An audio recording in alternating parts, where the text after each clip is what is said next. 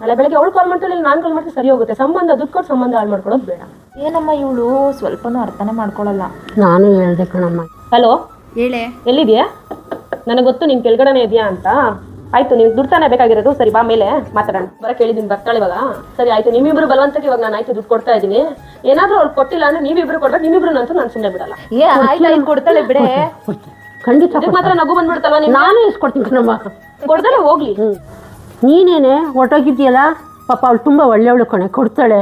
ಯಾಕೆ ಹೆಂಗೆ ಮಾಡ್ತೀಯಲ್ಲ ನೀನು? ಹೌದು, ನನ್ನ ತಂಗಿ ತುಂಬ ಒಳ್ಳೆಯವಳು. ಅದಕ್ಕೆ ಏನೋ ಕೋಪದಲ್ಲಿ ಏನೋ ಮಾತಾಡಿದ್ಲು ಅಂತ ನಾನು ಓಡೋದೆ. ಈಗ ಅವಳೇ ಫೋನ್ ಮಾಡಿ ಕರೆದ್ಲಲ್ಲ. ಹೌದಾ? ಥ್ಯಾಂಕ್ಸ್ ಕಣೆ, ಕೊಡೇ ಬೇಗ ದುಡ್ಡು. ಕೊಡ್ತೀನಿ. ನಾನು ಫೋನಲ್ಲಿ ಹೇಳಿದ್ನಲ್ಲ, ಅಷ್ಟು ಮಾತ್ರ ಕೊಡಿ. ಫೋನ್ ಪೇ ಮಾಡ್ಲಾ, ಗೂಗಲ್ ಪೇ ಮಾಡ್ಲಾ? ಫೋನ್ ಪೇನೆ. ಈಸ್ಕೋಬೇಕಾದ್ರೆ ಎಷ್ಟು ಖುಷಿಯಾಗಿದೆಯೋ ಕೊಡ್ಬೇಕಾದ್ರು ಅಷ್ಟೇ ಖುಷಿಯಾಗಿ ಕೊಡಬೇಕು. ಇಲ್ಲ ಅಂದ್ರೆ ಅಮ್ಮ ಅವಳಿಬ್ರು ನಾನು ಸುಮ್ಮನೆ ಬಿಡಲ್ಲ. ಇಲ್ಲ ಕಣೆ, ಕರೆಕ್ಟ್ ಟೈಮ್ ಕೊಟ್ಬಿಟ್ಟೆ. ಆಯ್ತಾ? ಅಪ್ಪ ತುಂಬ ಖುಷಿ ಆಯ್ತಮ್ಮ. ಥ್ಯಾಂಕ್ಸ್ ಅಮ್ಮ.